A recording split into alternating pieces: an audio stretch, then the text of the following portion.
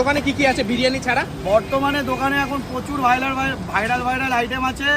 এই দেখো জাফরানি পোলাও, এটা তো দেখেই ছিলে আগে।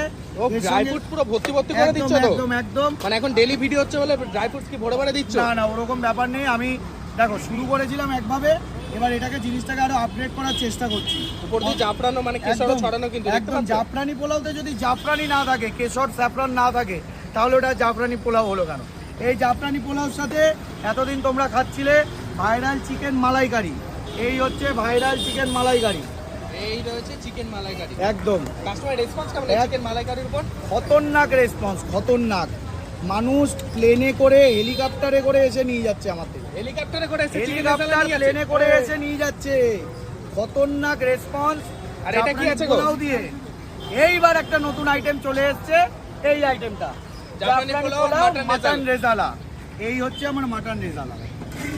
আচ্ছা বেশ ভালো কিন্তু মাটন একদম 70 থেকে 75 গ্রামের পিসের মটন, ঠিক আছে?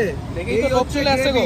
একদম আমার ভিডিওতে সব খাবার দেখে যেমন লোভ লাগে, যেমন সামনে যারা খেয়ে গেছে ফুড ব্লগার থেকে শুরু করে কাস্টমার পর্যন্ত ভালো রিভিউ দিয়ে গেছে। আচ্ছা এই মাটন কি মুখে দিলে কি হাওয়াই মিঠাইয়ের মতো গলবে? এই মাটন মুখে দিলে হাওয়াই মিঠাইয়ের মতন গলে যাবে।